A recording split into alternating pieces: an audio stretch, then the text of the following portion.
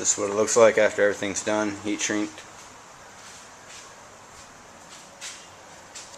Next process is going to be cutting. See if you can see this or not.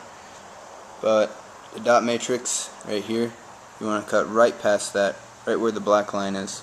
The reason why is the tint doesn't adhere too well to the other side of dot matrix, and sometimes it even has trouble tinting or adhering to the actual dot matrix part. That's why sometimes when you see the tint done, it'll have like a little white line. That little white line will be right along the dot matrix. It's not really a white line, but it's just the tint isn't adhered to it completely. Not saying it's not sticking to it, but so next process will be cutting it. After you cut it, then I'll be bringing it into here. I'll be spraying here, cleaning it again inside the back window. I'll spray it, I'll clean it, then I'll bring the tint inside. And before I bring the tint inside, I'll spray the inside of the window again, and then when I'm peeling the tint off the back side of this right here, when I peel it apart, I'll be spraying the tint there too. So I've put the tint inside the window, right there on the ground. That was the other side of it. After I get it inside the window, I go ahead and I clean off the back window.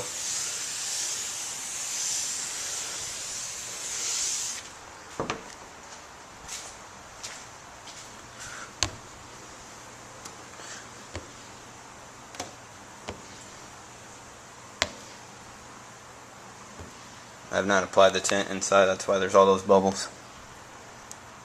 I've just positioned it into place.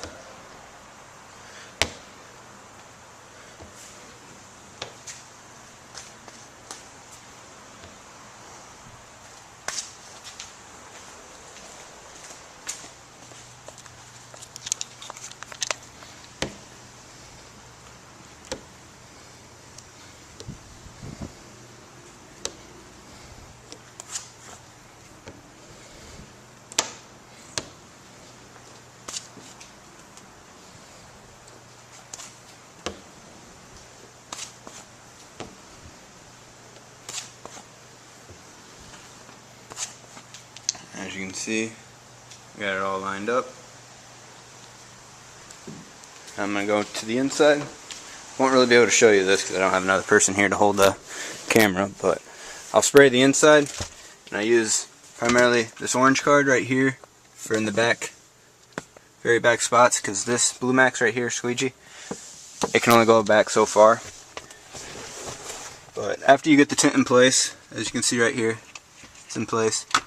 That's how you can, all those little wrinkles in it, that's how you can tell it's heat shrinked. So if you ever get pre-cut tint and you're not sure if it's heat shrinked or not, as soon as you put it on the window you'll be able to tell. But then you spray it again.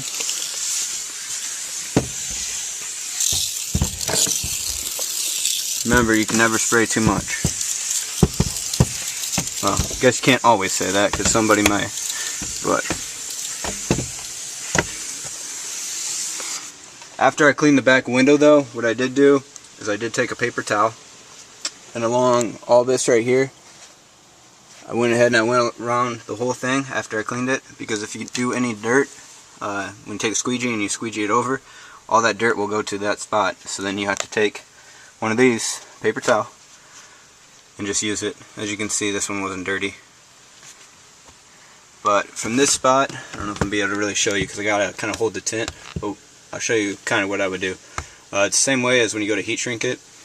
I would take from the center here, and I would go up, and then from that center, I would go down. And then I would take across right here, I would follow these lines right here, and I would go across. And then I would just keep working the top part over here, and I'd work this top part over here. I'd work from the center though, and then work my way up. And then from the center, work my way down. And then after you do that, you just walk around the back window, check it, and I'll show you that in a little bit. So this is 35% tint, back window all done.